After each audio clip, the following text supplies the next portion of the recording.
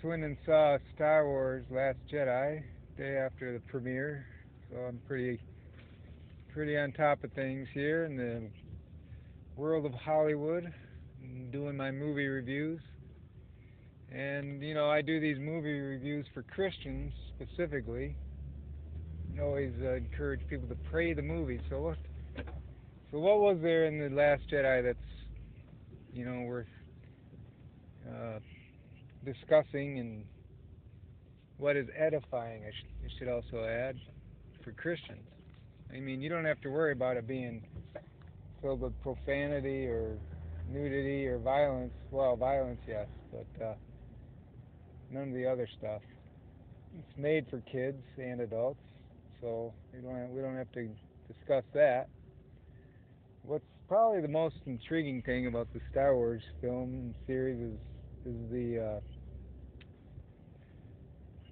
symbolism in it, and trying to figure out what, or what could be what. I mean, it's a guessing game, of course, but what excites me most is the closeness to the biblical story in a lot of regards. And I think ever since it came out as the original Star Wars, that's the way a lot of people have analyzed it, and what makes it so fun to go to for people of all ages and backgrounds. But even Christians can enjoy this, because without being a so-called Christian movie that's obviously intended to talk about Jesus, this one is a little bit more mysterious in that regard, and makes you think more. And there's a lot to unpack in this one, and I'm not going to be able to do it all in this video, but I just want to let you know that, as most people know who have followed anything, any of the Star Wars movies, either watched them or just kind of read about them, it's about sort of dark versus light. I mean, all kinds of analogies in that regard. The Force be with you. That's that's what I call the Spirit. I think the Holy Spirit. The Light Saber. Both the dark side and the light side have a lightsaber, so you can't say that's just for the light, but it's still, the light is an analogy to power and force. And of course, Christ is our light, our ultimate power and force. He shines the light. We shine His light as Christians. And then you have the issues of the sons, the children, and how Han Solo died in the last one. He was killed by his father. I mean, killed by his son, who becomes sort of the Darth Vader of sorts. But in this one, he destroys his mask. He gets mocked by Snoke,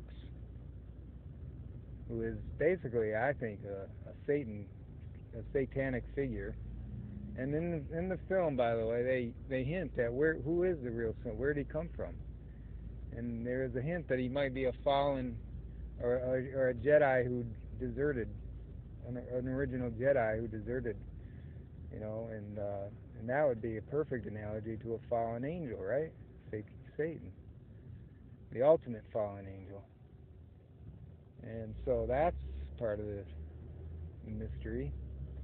And then you have Ren, who seems conflicted which way he's going to go, and you never know. And at one point in this film, he kills Snoke, we think, anyways. He cuts him in half. So, but can you kill a figure like that? Can you really kill?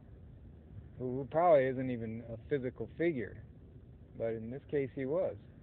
Unlike Luke, who made an appearance and fought Ren, or at least stood before Ren, and Ren thought he was going to pulverize him, and gave him all he got, all the guns, all the bullets he had. And then after the dust settled, there was Luke, alive and well. but it wasn't him. It was his holograph. He was able to transmit his holograph through the force, I guess, from his base.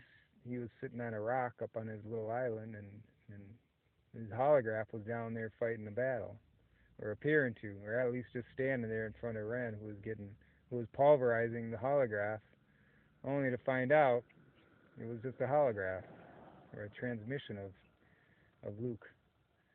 And you know, that's another issue. The kind of wonder about whether we can appear as angels, humans, or after we pass away, can we appear as angels, or if angels can appear in bodily form. It's sort of like an angel. And the list goes on. So I'm just going to leave it at that for now. That's my start. That's the beginning of my review and things for Christians to think about. More than, in this case, pray about.